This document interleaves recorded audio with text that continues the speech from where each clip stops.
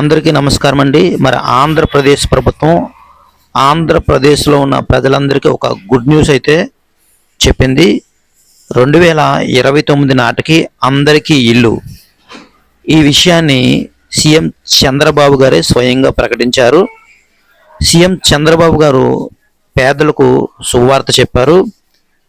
అది ఎక్కడ అంటే విజయనగరం జిల్లా దత్తిలో పేదల సేవల కార్యక్రమంలో ఈరోజు ముఖ్యమంత్రి చంద్రబాబు నాయుడు గారు పాల్గొని వారికి పెన్షన్లు అయితే పంపిణీ చేశారు. సో ఆ టైంలో ఈ టాపిక్ అయితే చెప్పారనమాట. ఈ విషయాన్ని చెప్పారు. ప్రపంచంలో ఎక్కడా లేని విధంగా రాష్ట్రంలో ఆర్థిక భరోసా కల్పిస్తున్నామని ఆయన పేర్కొన్నారు. మరి అందరికీ ఇల్లు, అందులో భాగంగా ఒక గుడ్ న్యూస్ అయితే చెప్పారు. 2029 నాటికి అందరికీ ఇల్లు కట్టించే బాధ్యత తనదేనన్నారు. ఇందులో భాగంగా పట్టణాల్లో 2 సెంట్లు, అంటే సిటీస్లో అయితే 2 సెంట్లు అనమాట, గ్రామాల్లో 3 సెంట్లు స్థలం ఇస్తామని చెప్పారు.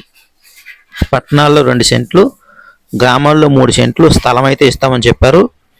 ఈ నెలలో దీపావళికి ముందే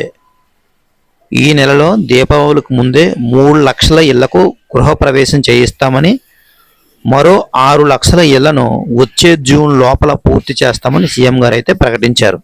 మరి ఆంధ్రప్రదేశ్లో ఎవరైతే ఇల్లు కట్టుకుంటారో వారికైతే ఆంధ్రప్రదేశ్ ప్రభుత్వం గుడ్ న్యూస్ చెప్పింది. ఇకపై జస్ట్ రూపాయి కడితే చాలు ఇంటికి పర్మిషన్ అయితే వచ్చేస్తుంది. ఈ విషయాన్ని ఒకసారి చూద్దాం. ఇకపై ఆంధ్రప్రదేశ్లో ఎవరైతే ఇల్లు కట్టుకోవాలనుకుంటున్నారో వారికి గుడ్ న్యూస్. ఇకపై రూపాయి కడితే చాలు ఆ ఇల్లు కట్టుకోవడానికి అనుమతి అయితే ఇస్తారు.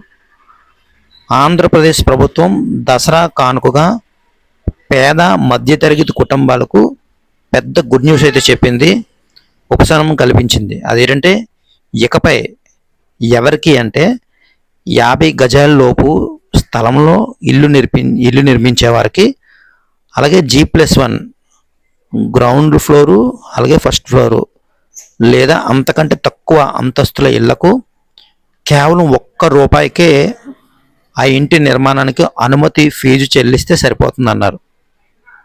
ఇప్పటి వరకు మామూలుగా అయితే ఇలాంటి ఇల్లు కట్టుకోవడానికి 3,000 నుంచి 4,000 వరకు ఆ పర్మిషన్ ఫీజు అయితే కట్టాల్సి వచ్చేది.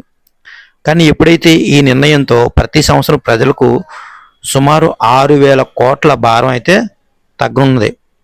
దానికి ఏంటంటే ఎవరైతే ఈ 50 గజాల లోపు 50 గజాల్లో ఉన్నవారు ఇల్లు కట్టుకోవాలనుకుంటున్నారో వారు ఈ ₹1 అనుమతి తీసుకోవాలంటే వారు చేయాల్సిన పని ఏంటంటే ఆ దరఖాస్తుదారులు ఇంటి మ్యాప్తో పాటు వివరాలను ఆన్లైన్లో అప్లోడ్ చేసి రూపాయి ఫీజు చెల్లిస్తే వెంటనే అనుమతి అయితే వస్తుంది.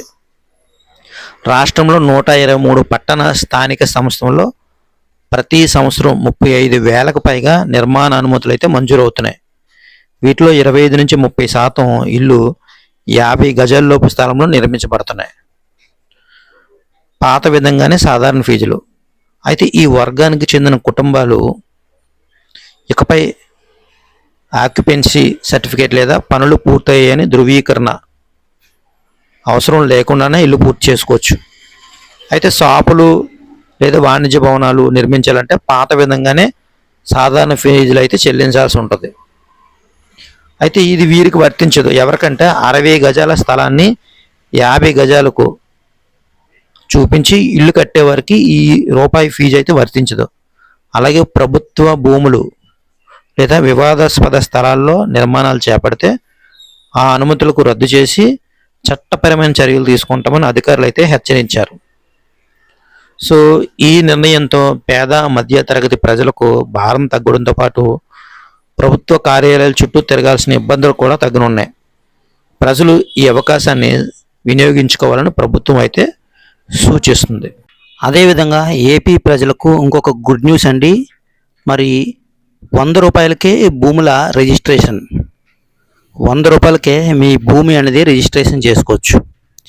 ఏంటి అంటే రెవెన్యూ శాఖ ప్రత్యేక ప్రధాన కార్యదర్శి జయలక్ష్మి గారు వచ్చే నెల నుంచి వారసత్వ భూముల రిజిస్ట్రేషన్ గ్రామ సచివాలయాల్లో అందుబాటులోకి వస్తాయి. సో ఇక నుంచి గ్రామ సచివాలయాల్లోనే ఈ భూముల యొక్క రిజిస్ట్రేషన్ అయితే అయిపోతుంది.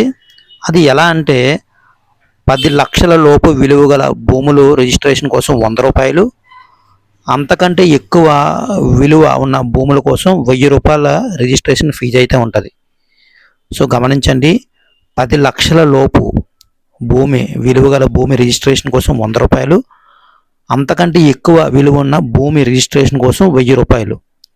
ఇది ఎక్కడ అంటే డైరెక్ట్గా సచివాలయంలోనే అయిపోతుంది. ఏంటంటే ఆంధ్రప్రదేశ్ ప్రభుత్వం ఈ వారసత్వ భూముల రిజిస్ట్రేషన్ ప్రక్రియను చాలా సులభతరం చేస్తూ చాలా కీ డెసిషన్ అయితే తీసుకుంది.